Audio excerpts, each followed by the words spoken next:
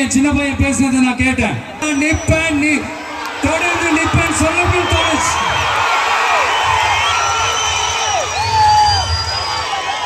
ஒவ்வொரு வீட்டுக்கும் ரொம்ப முக்கியமானவங்க அந்த வீட்டில் இருக்கிற பெரியவங்க தான்.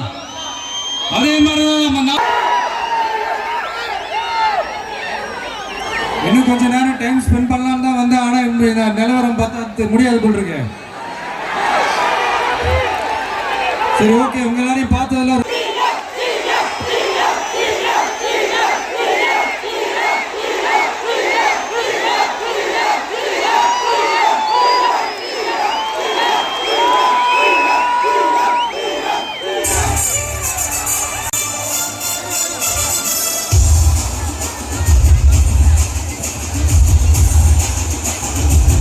ஹலோ ஹலோ கேக்குதா? விவசாயிகளின் கண்ணீரை தொடப்பேன் என்று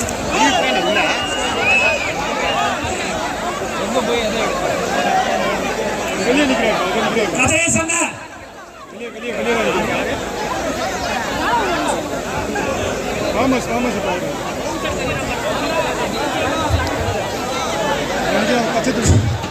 கதையை சொன்ன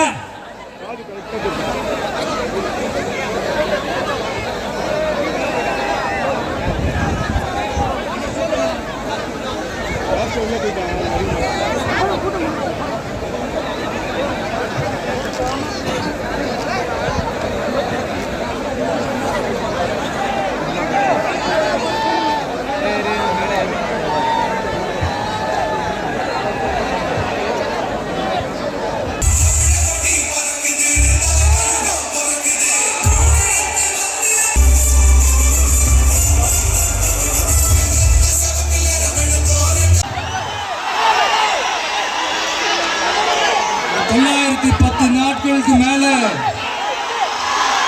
உங்க மண்ணுக்காக போராடிட்டு இருக்கீங்க.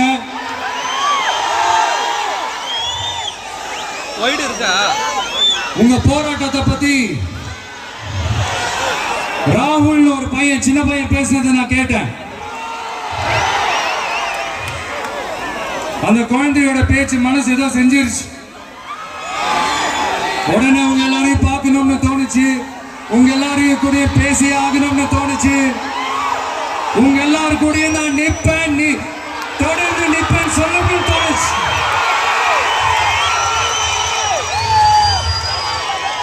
ஒவ்வொரு வீட்டுக்கும் ரொம்ப முக்கியமானவங்க அந்த வீட்டில் இருக்கிற பெரியவங்க தான். அதே மாதிரிதான் நம்ம நாட்டுக்கு ரொம்ப முக்கியமானவங்க உங்களை மாதிரி விவசாயிங்க தான். அதனால உங்களை மாதிரி விவசாயிகளோட காலடி மண்ணை தொட்டு கும்பிட்டுதான் என்னோட பயணத்தை தொடங்கணும்னு ஒரு முடிவோட தான் இருந்தேன். அதுக்கு சரியான இடம் இதுதான் எனக்கு தோணுச்சு.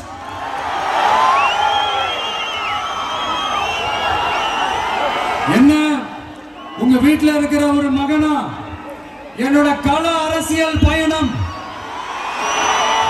உங்களோட ஆசீர்வாதத்தோட இங்கிருந்து தான் தொடங்குது.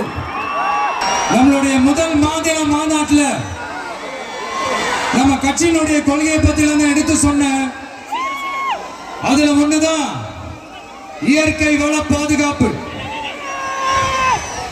சூழலியல் மற்றும் காலநிலை நெருக்கடியை எதிர்கொள்ளக்கூடிய இயற்கைக்கு ஊறு விளைவிக்காத பகுதிசார் மாநில வளர்ச்சி பரவலாக்கம். இதான் நாம் அறிவிச்ச அந்த கொள்கை. இதான் நான் இங்க சொல்றதுக்கு காரணம் ஓட்டு அரசியலுக்காக இல்ல.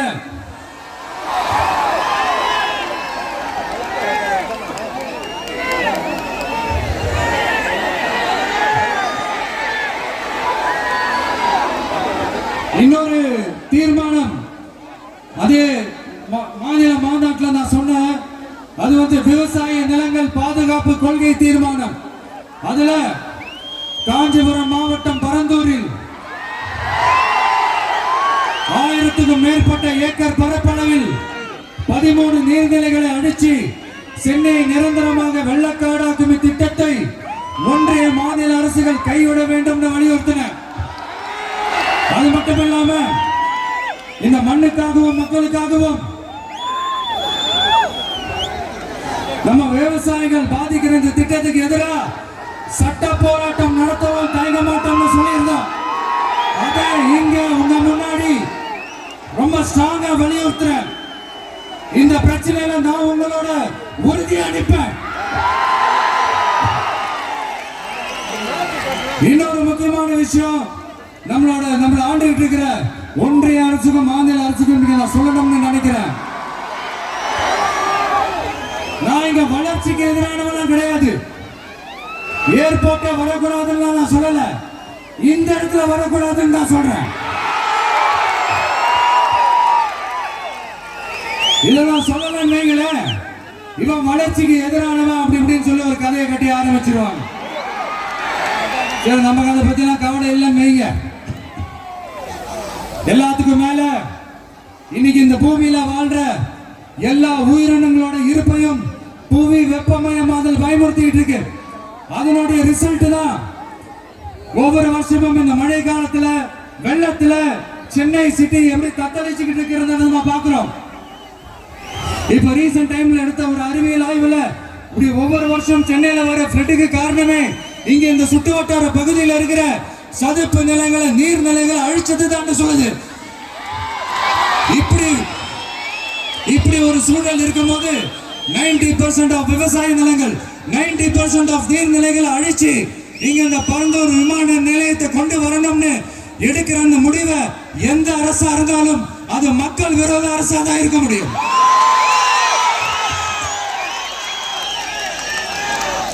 இப்ப சமீபத்தில் நம்ம அரிட்டாப்பட்டி பகுதியில் அந்த டங்ஸ்டன் சுரங்கம் அமைக்கிறதை எதிர்த்து தமிழ்நாடு அரசு ஒரு தீர்மானம் ஒன்று கொண்டு வந்தாங்க. அதை நான் மனப்பூர்வமாக வரவேற்கிறேன். ஆனா அதே நிலைப்பாட்டை தானே இங்க நம்ம பரந்தூர் பிரச்சனையில எடுக்கணும்.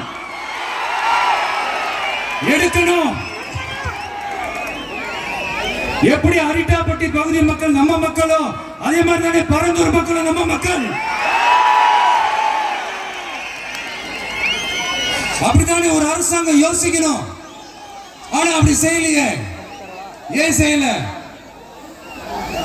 ஏன்னா இந்த விமான நிலையத்தையும் தாண்டி இந்த திட்டத்தில் அவங்களுக்கு ஏதோ ஒரு லாபம் இருக்குது.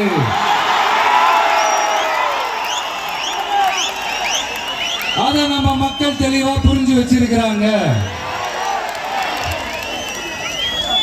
நம்மளுடைய ஆட்சியாளர்களுக்கு ஒரு சில கேள்விகள். நீங்க எதிர்கட்சியா இருக்கும் போது 8 வழிச்சாலையை எதிர்த்தீங்க, அந்த காட்டுப்பள்ளி துறைமுகத்தை எடுத்தீங்க. அதே தானே இங்கேயும் அதே நிலைப்பாடு தானே இங்கே எடுக்கணும். எதிர்கட்சியா இருக்கும் போது விவசாயிகளுக்கு ஆதரவு, ஆளுங்கட்சியா இருக்கும் போது விவசாயிகளுக்கு எதிர்ப்பா? எனக்கு புரியலையே.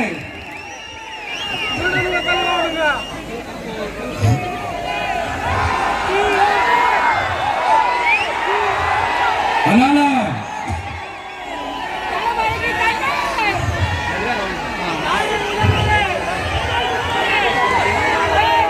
இனிமேலும் சொல்றேன், உங்க நாடகத்தெல்லாம் பார்த்துக்கிட்டு மக்கள் சும்மா இருக்க மாட்டாங்க. நீங்க உங்களோட வசதிக்காக அவங்களோட நிக்கிறதும் அவங்களோட நிக்காம இருக்கிறதும், நாடகம் ஆடுறதும் நாடகம் ஆடாம இருக்கிறதும், அது சரி. நம்புற மாதிரியே நாடகம் ஆடுறதுல தான் நீங்க கில்லாடிகளாச்சு.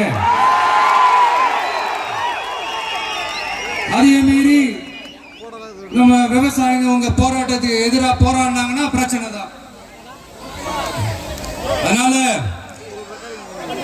இனிமேல் உங்க நாடகத்தை பார்த்துக்கிட்டு மக்கள் சும்மா இருக்க மாட்டாங்க.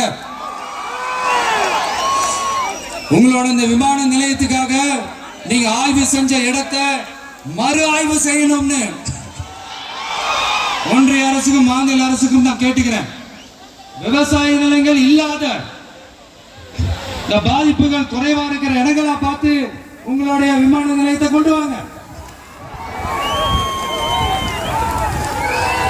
வளர்ச்சி தான் மக்களின் முன்னேற்றம்.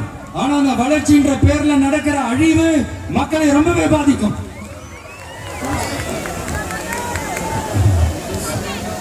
நீங்க எல்லாரும் உங்களுடைய ஊர் கிராம தேவதைகளான கொல்லமட்டால் அம்மன் மேலையும் எல்லையம்மன் மேலையும் ரொம்பவே நம்பிக்கை வச்சிருக்கீங்கன்றது எனக்கு தெரிஞ்சது. அந்த நம்பிக்கையை இழந்துடாதீங்க. உங்களுக்காகவும் உங்க ஊருக்காகவும் இனி உங்க வீட்டு பிள்ளையான நானும் தமிழக வெற்றி கழகத்தோட தோழர்களும் சட்டத்துக்கு முற்பட்டு எல்லா வழிகளிலும் உங்களோட உறுதி அளிப்பேன். உங்களோட ஊருக்குள்ள ஏகனாபுரம் ஊருக்குள்ள வந்து அந்த திடல்ல தான் உங்க எல்லாரையும் மீட் பண்ணணும்னு நினைச்சேன். ஆனா எனக்கு பர்மிஷன் கிடைக்கல. இங்கதான் பெர்மிஷன் கொடுத்தாங்க. நான் ஏன் ஊருக்குள்ள வரணும் தடைன்னு எனக்கு தெரியல. இப்படிதான் கொஞ்ச நாளைக்கு முன்னாடி நம்ம புள்ளிங்க ஒரு நோட்டீஸ் கொடுத்ததுக்கு தடை விதிச்சாங்க. ஒரு துண்டு சீட்டு நம்ம பிள்ளைங்க கொடுத்ததுக்கு. அது ஏன்னு எனக்கு புரியல. அதனால கான்பிடண்டா இருங்க, நல்லதே நடக்கும், வெற்றி நிச்சயம். மீண்டும் சந்திக்கும் வரை நன்றி, வணக்கம்.